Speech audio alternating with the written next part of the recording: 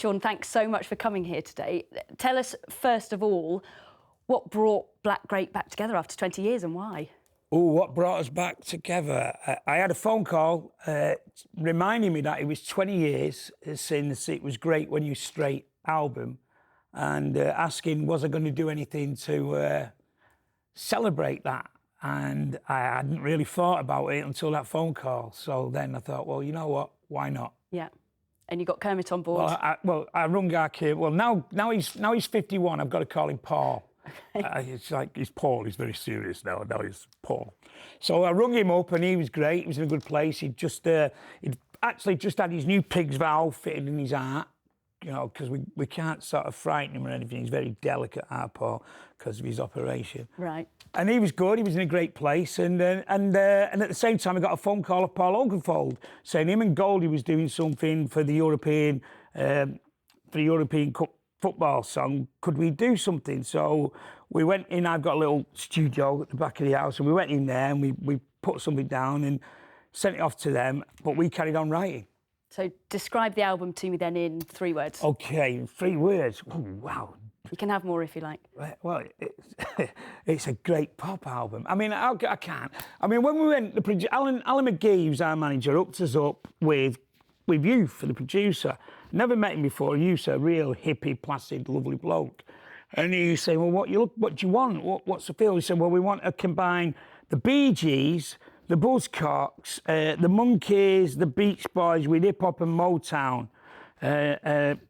You know, so. And I think that's what we did. Great. I have to ask you, so your album 20 years ago, it's called It's Great When You're Straight. Uh-huh. You weren't really on the straight and narrow then, were you? No, it was a completely big lie, really. We were still off our heads, yeah. But you are now, yeah, and have been for 15 years? Oh, yeah. As soon as he hit 40, I thought, you know what, it's time to grow up. I know it takes men a bit more time to grow up than women, but, yeah, at 40, I just had enough. How did you do it? Oh, cycling, you know. Really? Yeah, rehabs didn't work for me. On? Well, I didn't wear lycra, no, just me tracky bottoms and that. And nothing else, just tracky bottoms. And, and got on my bike. So you got on your bike, you stopped taking drugs, stopped smoking, stopped drinking? Stopped taking drugs, drinking. Smoking took a bit of time. But now I've been vaping for about 3 years, so I'm very healthy, and I'm a pescatarian. How healthy can it get? You must have a vice, though. What's your guilty pleasure? Guilty pleasure now? Oh, well, I still like watching Can't Pay, Will Take It Away. I still like a pint of Guinness. It keeps you busy. You've got 6 kids as well, haven't you? I have, yeah. You must keep you busy. You've had such a varied life. What advice do you give them as they're growing up? Advice off me? Well, yeah. Truthfully, I'll leave that to the wife with the advice. I mean, my young girls, you know, I'm just dad, you know, they see me as dad, and dad was a bit mad when he was young, you know, but advice, you know, we just try and encourage the kids, you know, to do what they want. Do you regret those early days when you were a bit off the rails? No, not at all. I mean, what else can young men do? You know, I started this fantastic business at 18 years old, and, you know, and sort of grew up through the music press. What do your kids think of your music and the young kind of ones, the young ones, you know, they see Dad on telly, and then they go to, you know, the festivals and they come to shows, and it's just Dad, you know, and that's my job.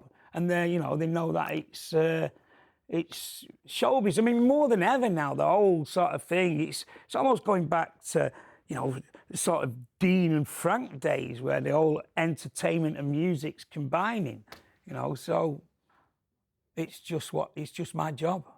Manchester's such a big part of you, isn't it? You still live in Manchester. Well, I actually live in Salford. Salford. You know, there's a bit of water there, and, you know, it's in between us and Manchester, yeah.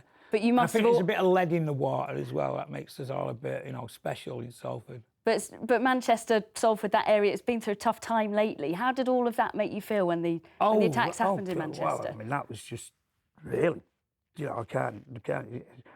It's terrible. I mean, we was going as well, you know. We'd done Little Mix with the girls, and the girls got to meet Little Mix, and they was going to say a name for me. Ariana Grande. Ariana Grande. So we was going to Ariana's show, and we had some tickets waiting for us, and we didn't go because it was a really, really beautiful hot night, and the girls carried on playing on the field, so we didn't go. So in a way, I feel a bit guilty as well with that. So it's strange. But you saw Manchester really coming together, didn't you? Yeah, well, as we always do, you know, Manchester does come together. We've had it a few times, you know, with the Munich and the Arndale Centre, and we always manage to get it together. What's next for you, for Shaun Ryder? Next for me? The Happy Mondays, Black Grape. Well, I've got a Mondays tour. Can I plug this? We've got a Mondays tour coming at the end of the year, but this year really we've released a Black Grape album, and we've got a few odd sort of festival shows, but next year really is Black Grape. Okay, well, good luck with it all. It's great to have you here today. Cheers. All grown up now. So thank you so much for joining us, and good luck. Cheers. Cheers.